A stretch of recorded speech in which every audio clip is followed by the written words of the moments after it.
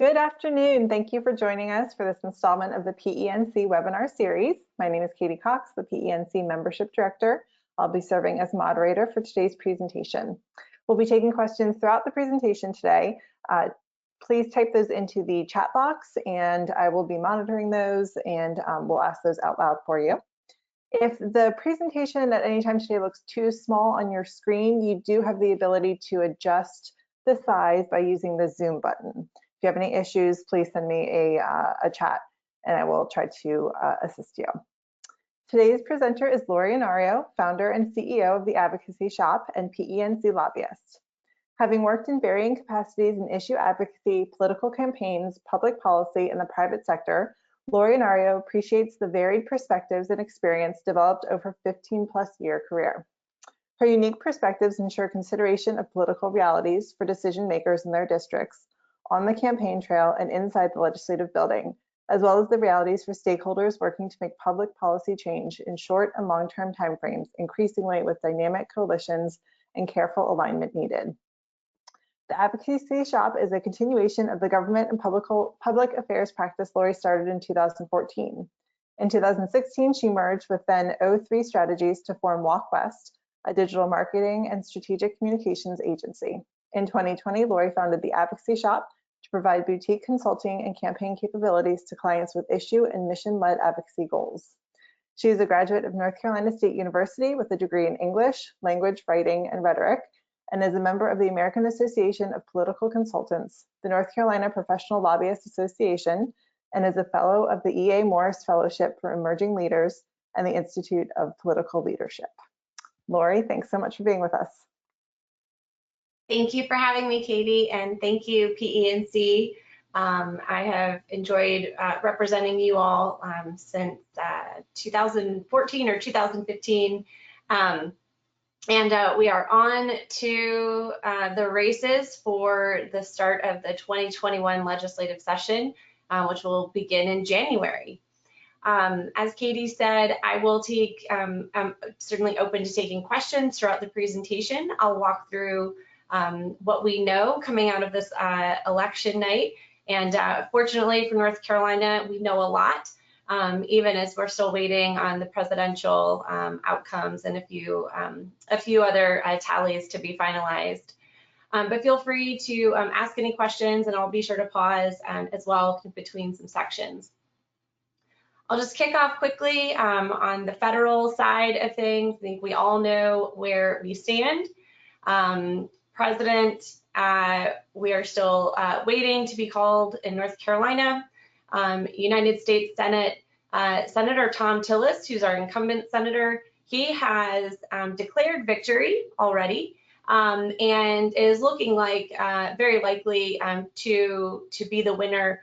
However, all of the tallies have not been finalized through absentee voting, and Cal Cunningham has not conceded the race, and Governor Cooper has sort of said, you know, hold on, let's let all the votes come in and see. But I think even across the country, most folks are feeling like it's pretty likely that Tillis will be reelected to the United States Senate, which is a key race for Republicans in Senate control nationwide.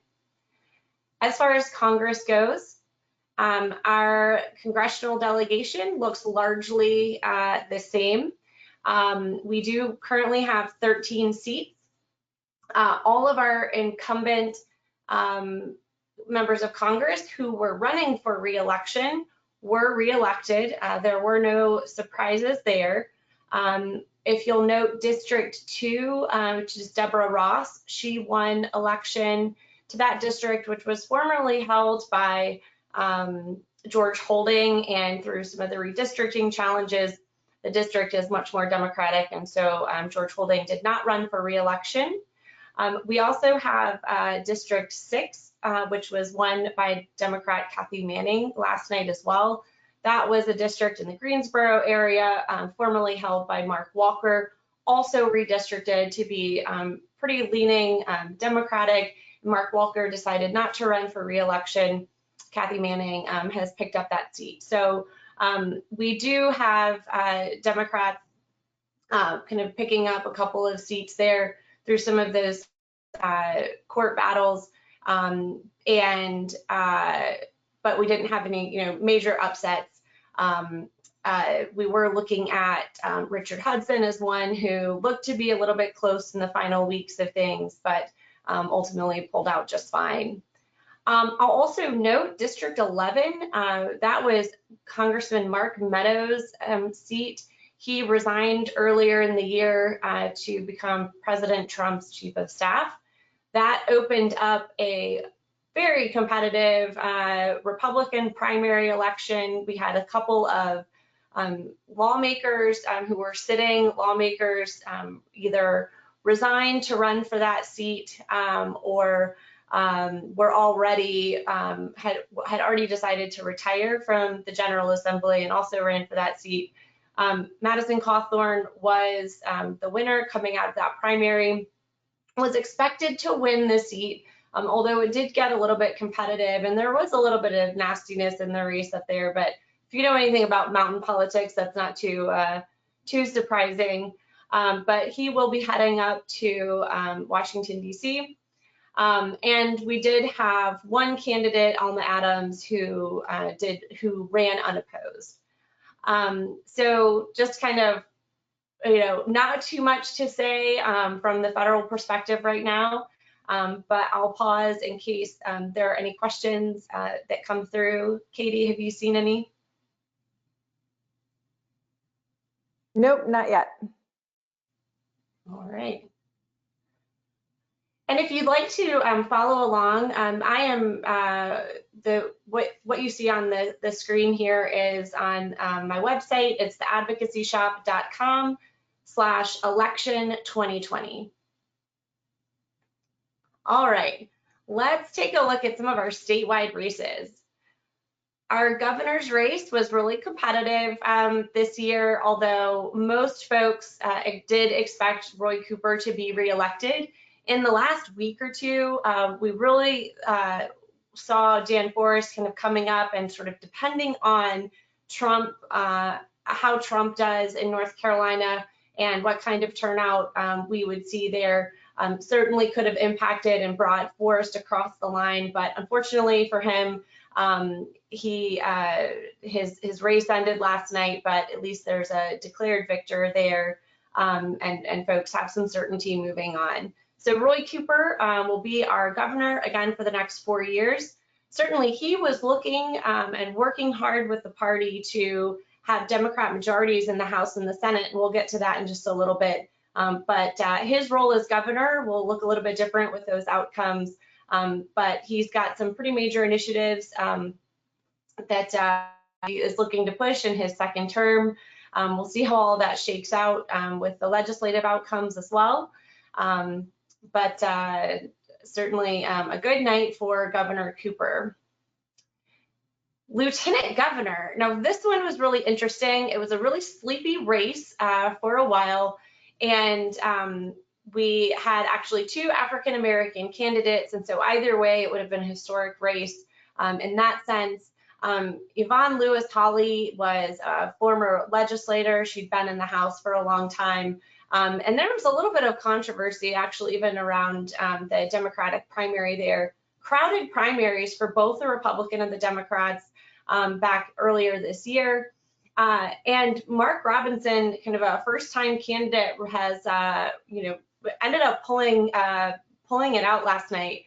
Something that's interesting in this race as well, as Democrats were finding the opportunity to take the Senate or at least achieve a tie in the North Carolina Senate, a 25 to 25 seat tie. The lieutenant governor's race would have, or the lieutenant governor, excuse me, would have been a tiebreaker in that scenario. And so as those margins closed and it looked more and more possible for a tie to happen in the state Senate, you got a lot more interest in the lieutenant governor's race. Michael Bloomberg actually got involved in that race just a couple of weeks ago. I think it was just the last 2 or 3 weeks. He put $2.5 million into campaign ads to support Yvonne Lewis-Hawley.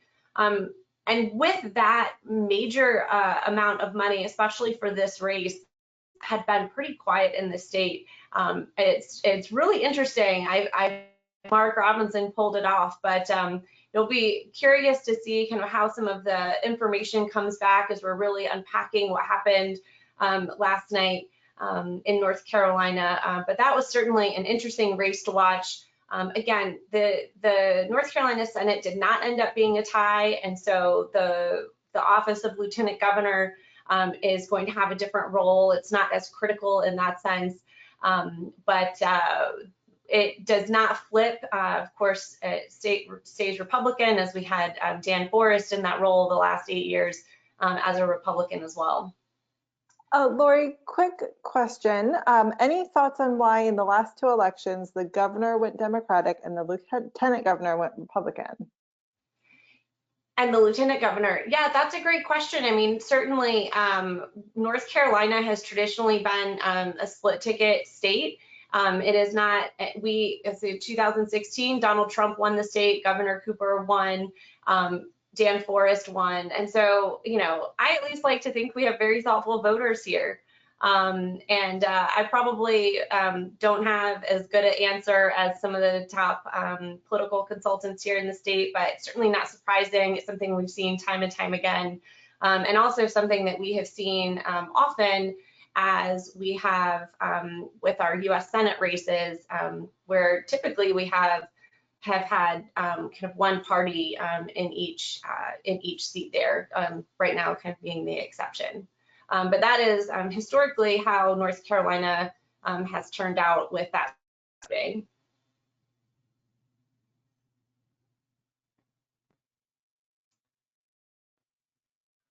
As far as Council of State goes, Governor is part of the Council of State, but wanted to focus on some of these others here.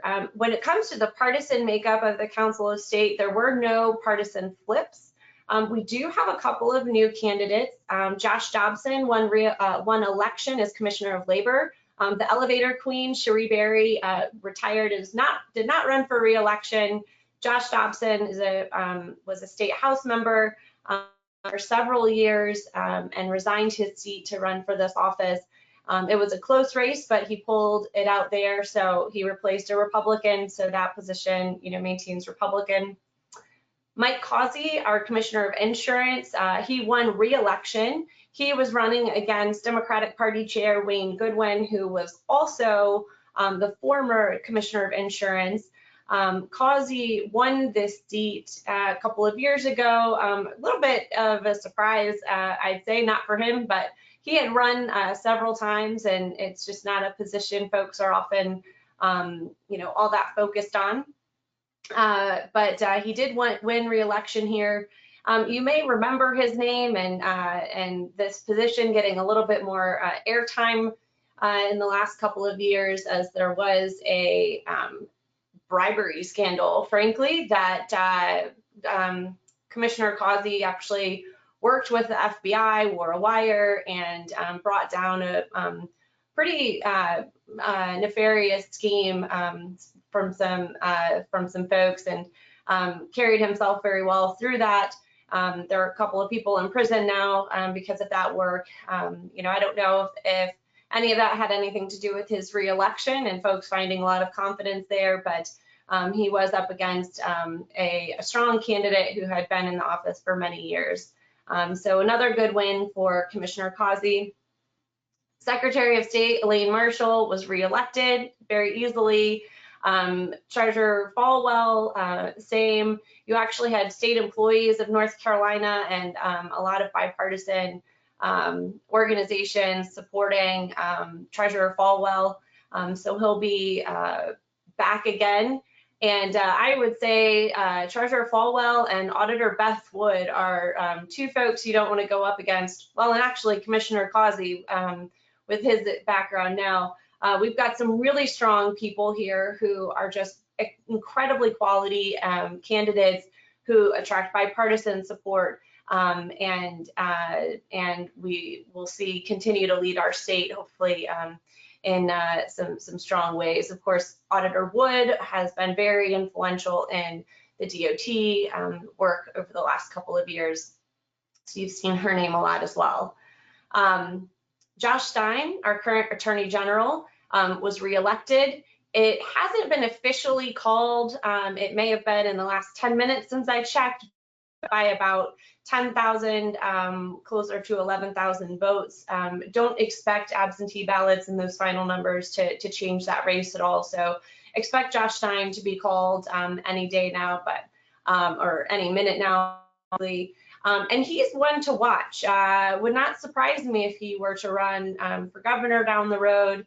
And so keep an eye on him, keep an eye on what he's doing as Attorney General. I expect you'll see, we'll probably get some inklings if he's planning to throw his hat in the race later. And I apologize for talking about elections that are upcoming, even as we've barely gotten one behind us. But that's the reality of where things are. So keep an eye on Josh Stein.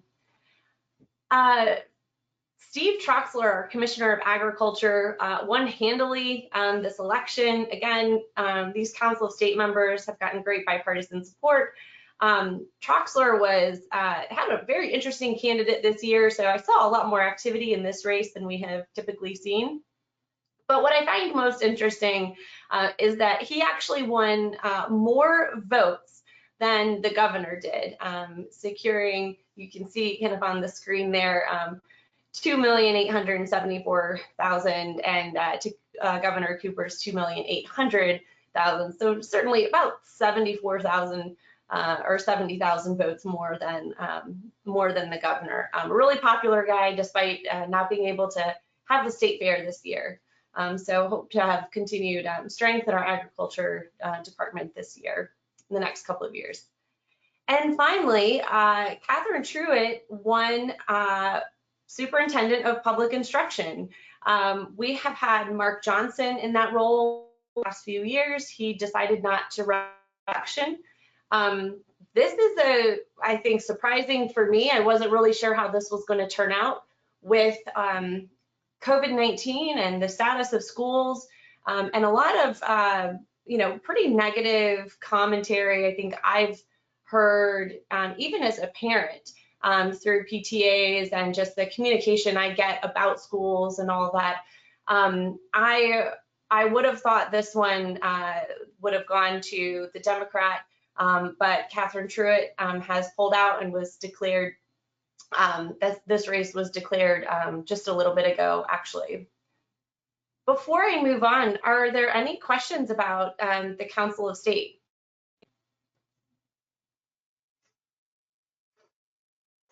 I do not see any in the chat box. All right. Let's go ahead to our legislative races. I think the thing that we're all most interested in hearing. I will just start out by saying that both the House and the Senate are maintained by Republicans. Pretty decisive victories across the board. So we don't have any kind of questions hanging out. In fact, Republicans in the House picked up a few seats. Republicans in the Senate flipped one seat, although they had just a net loss of one seat. So between the legislature remaining Republican majority, although not veto-proof, they do have Republican majorities in both chambers, Democratic governor. We are likely to see a lot of the same from the last few years. I think we're all still kind of figuring out, is with COVID and kind of just the world that we're in, today, is it possible that folks, the governor and the legislature work together on anything? Do we have any budgets passed? We haven't in the last couple of years, outside of some of the mini budgets and the COVID relief packages, certainly. Got a lot of big things coming up, and just these parties and these roles are really going to set the stage for the rhetoric in North Carolina and there's a lot on the line. So this was a really critical election. We have the 2020 census every 10 years. The census comes and we kind of readjust our legislative and congressional districts based on that census. You guys are all probably very familiar with the just decade of lawsuits that we have had, the continual map changes based on court rulings around maps, and just uncertainty election to election. And I expect, since nothing has really changed outside of Republicans not having super majorities or veto-proof majority, it's going to be pretty contentious, moving forward. So just brace yourself for that, and just know it's probably going to be a lot more of the same. We would always love to be positively surprised. But it's going to be an interesting and probably court-fueled decade ahead of us as far as our legislative and congressional maps go.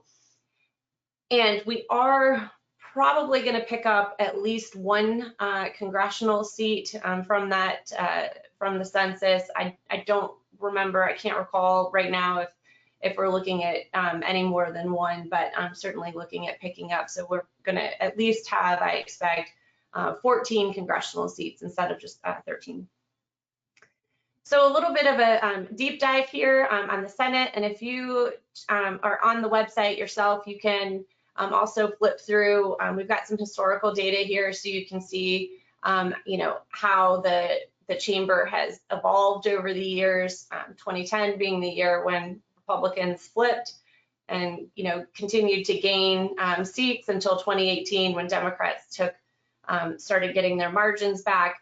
And then this year, again, it was just a net loss for Republicans of 1 seat. So Republicans have 28 seats to Democrats 22. We scroll down here a little bit. Again, if you're on, you can kind of search by county, or if you know your legislator's name, you can search their name and pull it up. Down here is a scroll bar. You can flip through to just take a look at some of the different races and how they turned out. We did have a couple of races we were watching that we did expect to be pretty competitive. Bob Steinberg, this Senate District 1, was one of those, and he ended up winning pretty decisively there. Test Judge did have a lot of federal money or national dollars kind of coming into this state, and so that was a race that had a lot of talking about Pelosi and different kind of federal positions as well, even though it is just a state race. But really, at the end of the day, everything landed as it was, and so there were no real flips, with the exception of Michael Lee here in New Hanover County. We are watching that. I have not in the last 30 minutes looked to see if that race has been called officially, but with a 50 to 49 margin here, we are going to be looking at absentee returns and just see if that changes. It does not change the majority of the Senate. So it's really just, it's not that critical at this point, although Senator Lee and Senator Peterson would certainly argue against that. Michael Lee is a former senator, so this is another matchup here, and back again. We did see a couple of those kind of rematches happen this year, several more in the House than in the Senate. But again, things look a lot the same. So we'll just, where do we go from here is really looking at, committee makeup, if there are any committee shakeups here, but expect Senator Berger to be reelected as the Senate majority leader. Senator Dan Blue and Senator likely to maintain their position as Senate minority leaders and influential there. But again, the Senate is a very top-down, structured, led kind of organization, and so I don't think we're going to see anything major. I will just flip through real quick.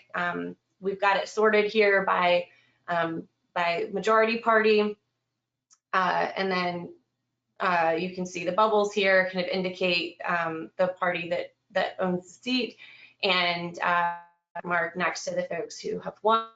And then these last pages, just by sorting, show our Democratic leaders in the Senate.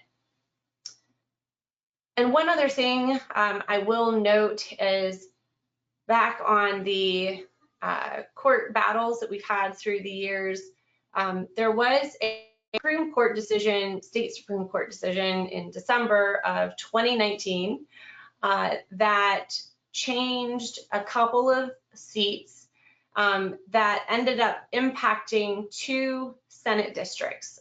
One was a Senate district in Franklin and Wake County. You see it here, Senate District 18. Senator John Alexander had that seat. It was a fairly, a pretty reliably Republican seat. After that Supreme Court decision, it became, basically a Democratic seat for sure. So Republicans walked into election night knowing that Senate District 18 and there was one other one here. It was in Mecklenburg County, that those two seats would be Democratic held seats. Both of the sitting senators for those seats, here it is, resigned, knowing that they were not likely to get reelected. Rob Bryan was the senator in Senate District 39. That was actually Dan Bishop's seat before. If you remember, Dan Bishop is now in Congress. So when he resigned to run for that very controversial congressional race a few years ago, Rob Bryan was appointed. But now we have DeAndre Salvador, who will be coming in from Mecklenburg County, and Sarah Crawford. So before I move on to the House, I'll just pause and see, feel free to ask any questions specific to the state Senate or anything that you've heard so far. Lori, it looks like, let's see, can you cover any overalls or details on the court races? Yes, I will get to that in just a minute. Okay, and then a lighthearted question. Will the new Commissioner of Labor's picture be in all elevators throughout the state? That is a great question. I don't think he will have quite the excitement as Cherie Berry did. And I think it was actually her idea to put the picture, either her or her political consultant years ago, to get the picture in the elevator. So to be determined, and I guess it'll take a little time for that to really happen. But if I find out any early intel, I'll be sure to let you know. All right, that's all we've got right now. And I'm not sure, she did have, there is a Twitter account, I think it's @ElevatorQueen. I don't know if it'll continue, but it was a little parody account, but it was really funny how this kind of little cultural following she had, and such an obscure race to have that happen. Okay, so the North Carolina House.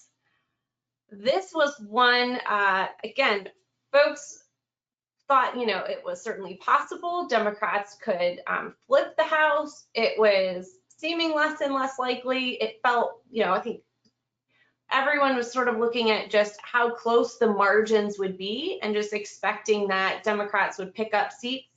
Democrats did need a net gain of 6 seats in the House. In the Senate, they needed a net gain of 5 seats. I failed to mention that earlier. In the House, they needed a net gain of 6 seats. And we knew that there were about 23 races that could be competitive. There were a number of races that were, pretty strong. The districts were strong enough, leaning Republican or Democrat, that was pretty certain, you know, those seats were safe for that party. They were not able to make those gains. In fact, Republicans ended up picking up 4 seats. There are a couple that I'm checking just to see if they hadn't been officially called. Last I had checked, one is in Mecklenburg County. It was the only Mecklenburg County flip. It went from a Democratic seat to Republican. It was a rematch between Representative Christy Clark and Representative John Bradford. John Bradford had lost in the last cycle and came back here. So he did win. And again, just kind of, you know, seeing how some of the final numbers come through to really, you know, certify all of the results. But none of those little races will impact the majority. And so Republicans handily won re-election and continue their majority there. We did have a couple of other kind of key flips. One of them was House District 9. Democrat Brian Farkas defeated Representative Perrin Jones. This was in Pitt County. You know, similar to how we think about engineers in the legislature, the medical community thinks about physicians in the legislature. And for a very long time, we've had, you know, one physician in the legislature. Greg Murphy was one recently. He resigned his seat to run for Congress when Walter Jones passed away. Congressman Murphy was elected to that seat, and Perrin Jones was appointed last year during that change, but unfortunately was not able to pull out a re-election to that seat. It was a very competitive, and over time that district became a little bit more Democratic leaning, and so that didn't work in his favor. So that seat, House District 9, flipped from Republican to Democrat. And then House District 37, Aaron Paré defeated incumbent Sidney Batch. Aaron is Republican, Sidney Batch was a Democrat. This is in Wake County. I was watching the absentee, or, you know, some of the numbers coming back because it wasn't called late last night, but this morning it was officially called there. So that is an official flip, which is certainly of note. Similar to the Senate, you can search up here for folks you're looking at. We do have it sorted by a couple of races that ended up. Just wanted to highlight here. We did have a couple of flips that you see noted here by the star. Aaron Paré flipped the seat. We also had Diane Wheatley in Cumberland County, and 2 very close races here in Cumberland. John Soka was re-elected to his seat, although it was a very tight election all the way through, and as you can see, the margins were pretty close, about 51-49. We also had another flip from with Ben Moss here. You had John Bradford, and then another flip from Democrat to Republican, Mike Clampett. This House District 119 has gone ping-ponged back and forth between these 2 candidates for several years. And so I guess Haywood, Jackson, and Swain County like both guys well enough that maybe they just like to infuse, just change it up every couple of years. But I would fully expect Representative Queen to run again next year, next cycle. It's just kind of the way things have gone. We talked about this one here in Pitt, and then another kind of big loss was Steve Ross, a Republican who lost in Alamance County. He won last cycle by 300 votes. And so we knew to watch this one. And then there were some others that folks weren't sure might be close. Again, here in Bertie, Camden, this House District 1, which is similar to the Senate District 1 where Bob Steinberg is. Ed Goodwin won re-election fine there, as well as Larry Yarborough, Granville and Person County. And we can flip through, certainly the majority party here first. We also have Gray Mills here in House District 95 from Iredell County. He's a former representative and he ran again, was reelected. We also have, just want to make note here, House District 87, Destin Hall. He's the new House Rules Chair. And we had an EPAC fundraiser, EPAC event that he spoke to last week, I believe, or the week before. As an attorney, you know, he talked a lot with us about kind of professional practice and licensure as well. So we knew he was expected to win re-election, but certainly whether the House maintained control by Republicans, of which he is in the Republican Party, and if that flipped, he would no longer be the rules chair. But we're excited to continue building that relationship. And Democrats, you know, for the most part, no big surprises with their re-election campaign. And I will open it up. Oh, one other I did want to touch on here is House District 103 in Mecklenburg County. And we actually had a couple of kind of rematches in Mecklenburg County.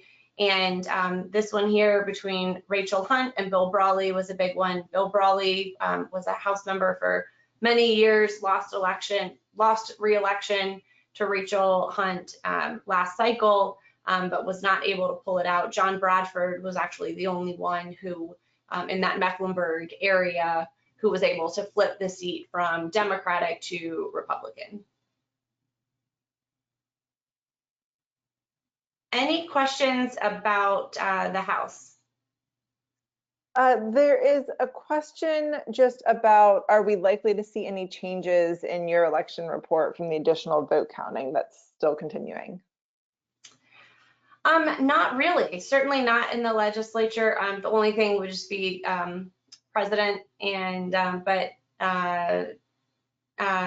no, everything is pretty decisive here. Is that, well, actually, it's all decisive. So majorities won't change. The only thing that would change is just like the detail of the percentages as they finalize the absentee ballots as they come back in. And were there any engineers, surveyors, or architects elected to any office? It's a great question. I think there are a couple I need to go back and check, but certainly Representative Art is back. Representative John Bradford is not PE, but he went to Clemson, and I think it was mechanical engineering there, although he is now in commercial real estate. Senator Paul Newton, again, not a PE, or a surveyor or architect, but former president of Duke Energy Carolinas. And I feel like I am missing one, and I can't think of it, but I will try to get that out to folks in an email report as well. I've heard there are a lot of independents in the state. Do you think they helped maintain the Republican Party? That's a great question. I think so, yes. I've not had a chance to really dig in yet on kind of the demographic data, but certainly with early voting, we saw Republicans outvote Democrats, unaffiliated outvoted Democrats. This is early voting. This is not including election day. And that was very different data from years past. And so the big question and the big impact in North Carolina are absolutely the unaffiliated voters. And as we dig in on this data, understanding just how much they had an impact, I think it's going to be pretty high. And it is very clear from these results that they helped with a lot of this, the Republican elections.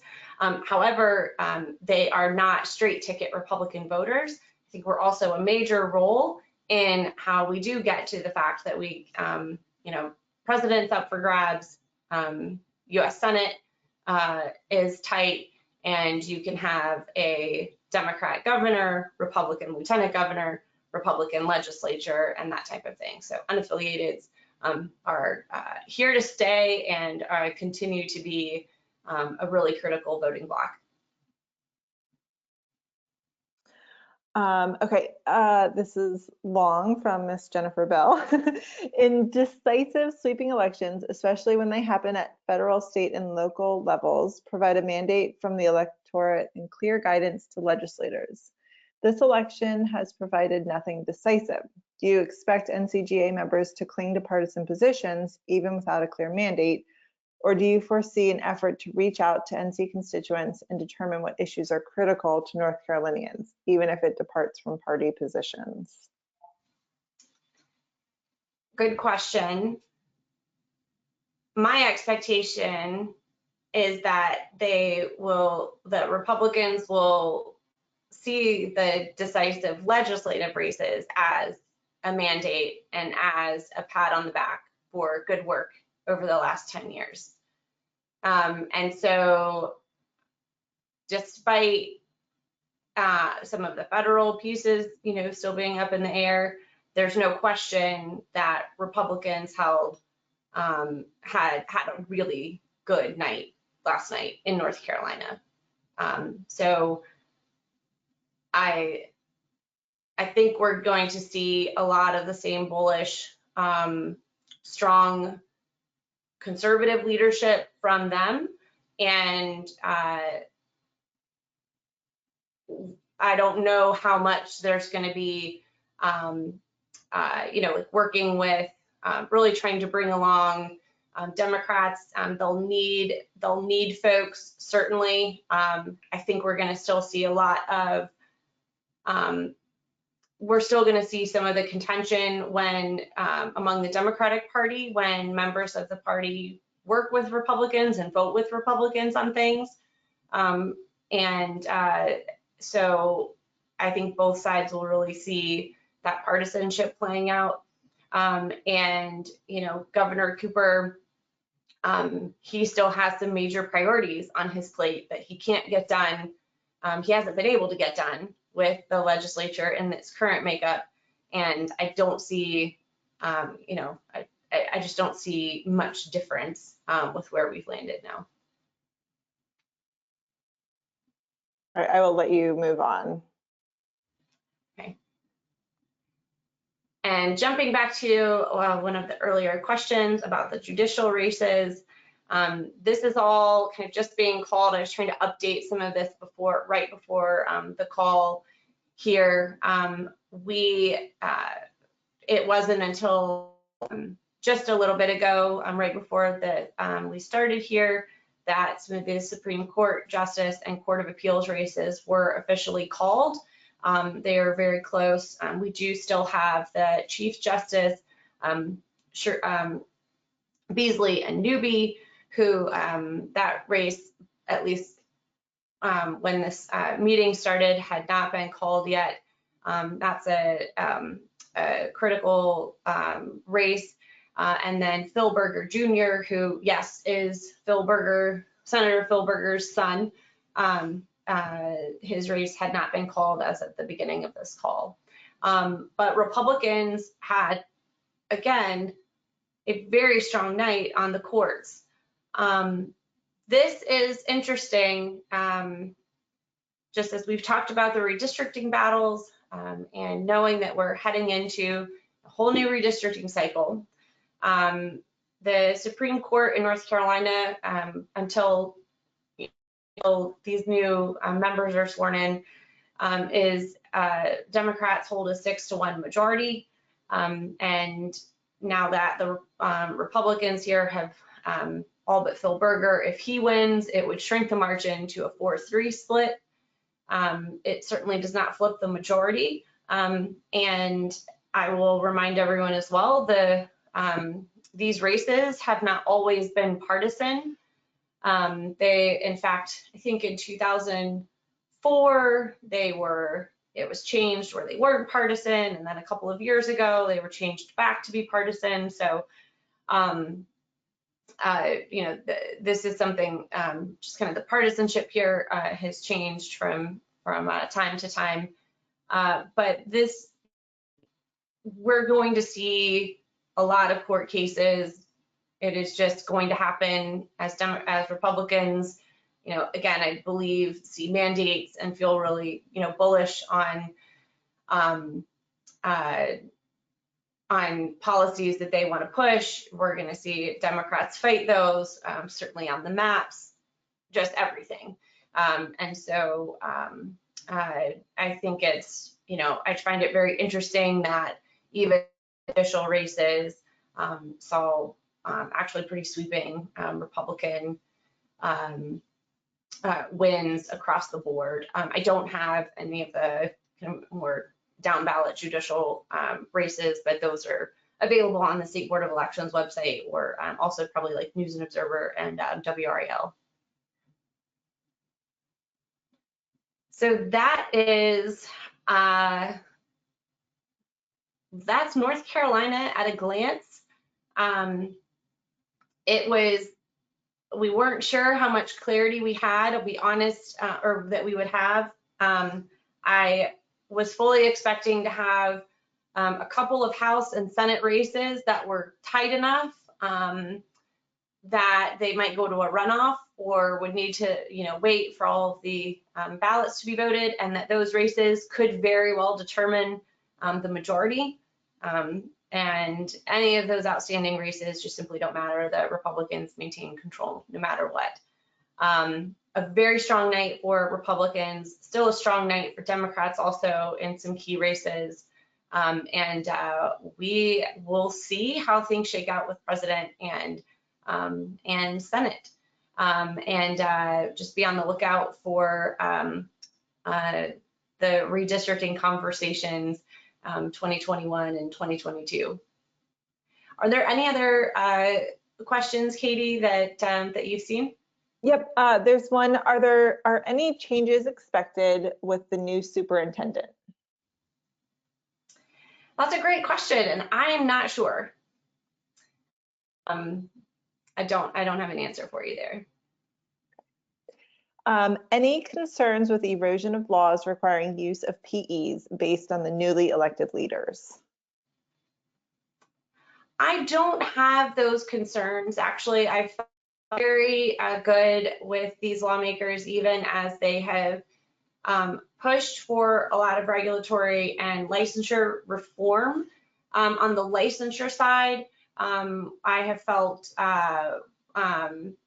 very comfortable with how they have delineated between professional engineers and some other highly critical licensed professions, physicians, attorneys, PEs, and hairstylists and some other things that that they were really pushing those reforms. So I still feel very comfortable. In fact, again, we had a conversation with Representative Hall, the House Rules Chair, about it. So I feel like we're in good position there, but we will want to keep an eye out as these other organizations do have lobbyists, and some of the legislation and regulatory reform and kind of licensure creep that can happen very inconspicuously. And so it's just important that we are monitoring these bills, and that we get feedback from you all on that as well, because there are things that myself and even lawmakers are not quite going to catch or understand is engineering the way it's written in a bill. But we also are fortunate to have Representative Art, who's a great stopgap for a lot of that and a great eye for that as well. All right, I do not see any other questions. Any final thoughts, Lori? No, but feel free to reach out if you have any questions. I will, as the results are kind of finalized, we'll keep things updated on this website. But, you know, at this point, it's the things that are outstanding, we're all going to be listening for on national and local media anyway. So I don't think I'll be breaking any news for you, but I really appreciate the opportunity to share with you, and look forward to working with everyone as we head into the 2021 legislative session. It'll be a long session. It starts in January, and we'll see what happens. Great. Well, thank you so much for being with us today, Lori. We really appreciate it. Everyone on the call today, thank you for attending. Your PDH form and NC Bell survey will be emailed out to you this afternoon. We do have our PENC virtual Raleigh seminar coming up. I'll include a link to that registration. It will be December 7th through 9th, and you have the opportunity for 12 PDHs, so a great way to get those PDHs in by the end of the year. All right, thank you again, Lori. Everyone have a great day. Thank you.